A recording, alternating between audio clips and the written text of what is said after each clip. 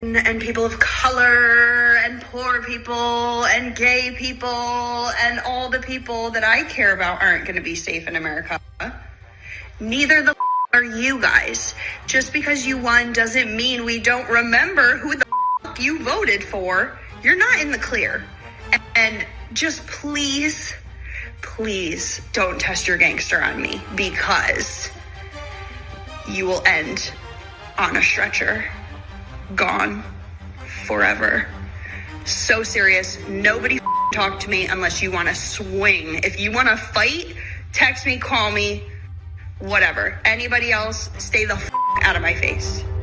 And if you voted for Trump, literally, please delete me, block me, get rid of everything of me, or step to me so that I know what's up and I can handle you how I see fit. Please just come forward. We know. Just tell me or leave. Please, the door. What's going on, guys? We got to talk about this teacher out of Connecticut who found herself in huge trouble because she's posted stupid videos online, as you saw in the intro here. Okay, these people are getting out of hand. Like, they're so upset and talking about hate and bigotry and, you know, all these different things that they're going around talking about. They're going to harm people. Now, bear in mind, this is a person who is teaching others. Okay, she's out here with kids. All right, so if you're out in Connecticut, this is a person who would be inevitably responsible to educating your children. Okay, and that also means that if the children say something that she doesn't like, then what do you think she's going to do? She's going to bully them, berate them, re-educate them, and turn them into little indoctrinated leftist soldiers. Okay, but now she's over here crying because she was forced to resign, and they had this exclusive interview with her where she's over here sobbing like a baby and just pretending as though it's not her fault. And this was just so unlike her. This lady's a fake and fraudulent person. Let's get into it. If you voted for Trump, literally, please delete me, block me, get rid of everything of me, or step to me so that I know what's up and then I can handle you how I see fit. Just because you won doesn't mean we don't remember who the blank you voted for. You're not in the clear. Please don't test your gangster on me, because you will end on a stretcher, gone forever. What does that mean exactly? Yeah, so what you mean? What does it mean? What you mean? What does it mean? You wind up on a stretcher, gone forever? She's saying she will hospitalize you and kill you because she's upset at who you voted for. She perceives you as some sort of threat to her in her mind, as a crazy, demented person. That's how they think. And because of that, she would see you harmed. She would probably be happy to see you harmed. If not, why the hell would she say something like this? That sounds like a threat. It sounds very extreme. And again, I was in a moment of high emotions and I shouldn't have ever posted the video. But what the message I was trying to get across, and it came off very wrong, was, you know, if this is going to give people the almost permission in their minds to enact violence against women or anybody, I wanted to basically. So in your mind, Trump getting elected means that you get to be violent and make threats. Like, I didn't hear anyone else say, hey, let's be violent and make threats.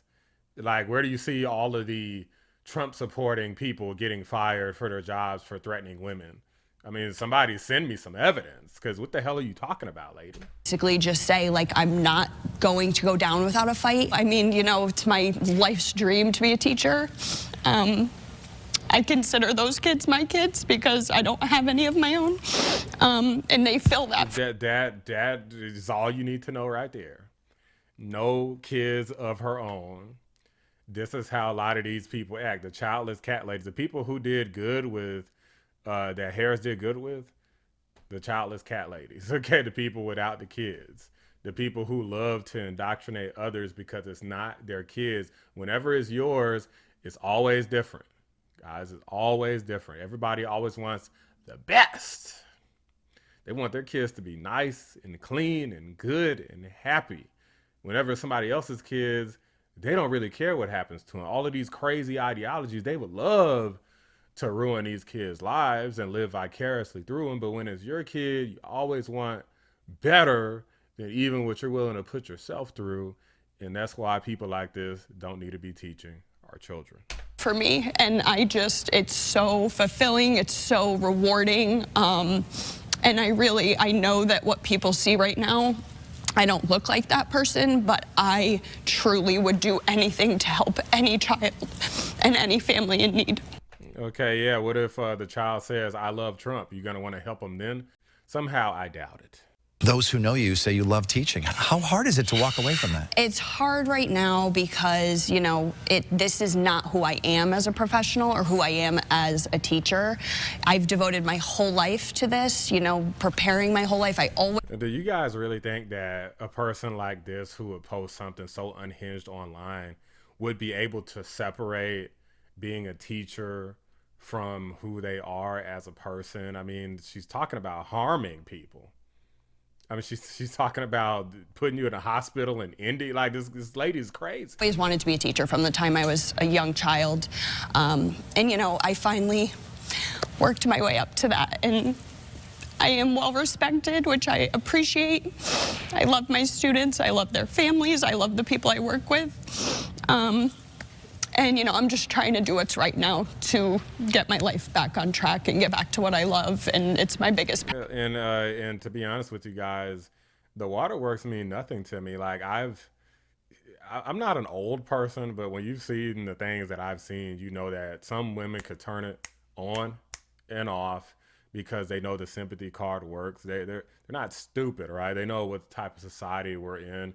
It's like some children, like when they're little teeny tiny babies, they're keeping it real. But when they're a little bit older, then it becomes a little bit more of an act to get out of, like, let's say somebody's like, I'm gonna take my belt off, and the child starts crying before the belt even goes near them. A lot of the time it's because they're fake and fraudulent, or they start getting their butt whipped or something and they start crying immediately. It's not because it hurts, it's because they're like, okay, well, maybe if I do this, and the person will just stop what they're doing, right? So this is a get out of jail free card, and I can tell you what, maybe it'll work on some people, but it's not going to work on me. Passion in the world. What's your message to those parents? Those parents, I am so sorry that you had to see that side of me, because the only side of me I ever wanted you to see was what you saw and what I did for your kids and what I did for you. And I hope that I was always a support and always did everything that I possibly could for you. And I promise you that I intended to, and I did everything I could to be there for the families and the parents, and just how sorry I am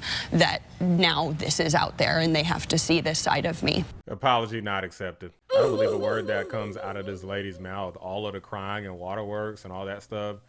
Like, if anything, I'll believe it more if she wasn't doing that. That's just how my brain works. If somebody wants to get emotional, like, lady, emotions is what got you into this, is not going to get you out of it. Okay. Like, being emotional and saying, oh, I was having, I just felt really strongly if somebody's going to come after me and my friends. Like, lady, you sound like a crazy person. You are a crazy person. You got emotional on the video. You're emotional during this interview. When the hell are you not going to be emotional? You expect us, like, kids can be very aggravating, triggering. They could say crazy things because they're kids, right? You're going to be emotional with them too? You shouldn't be trusted. I hope you never get a job in Connecticut or anywhere else in America again.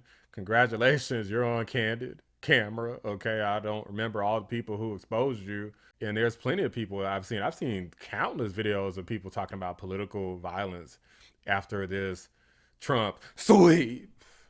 I saw tons of people freaking out, wishing violence on black men. The group who supported Harris, 74%, but they're still wishing violence upon the group and saying they hope the police kill us, and saying that they hope Hispanics get deported, like all kinds of evil stuff from the tolerant left, the good guys, right? These people don't realize that they've allowed others to bring out evil within them, talking about putting people in the hospital and being gone forever. And I, like, this lady, among many others, need to really stop pointing fingers and demonizing everybody else and really look in the damn mirror and realize that their souls are not clean. Their morals are not there. Their ethics and their spirit is dirty. It's not clean. They need to repent to Jesus or whoever the heck they worship, because they are damn sure going to hell with these types of mentalities. It's maybe not too late to repent. Okay, I'm going to let the Lord figure that one out. But as it stands right now, you are not good people just because you supported Kamala Harris and hate Donald Trump and his supporters. Okay, that does not make you a good person. It doesn't make you righteous. It doesn't make you morally superior. It doesn't make you anything good, as you can see from this video with this left-wing lunatic.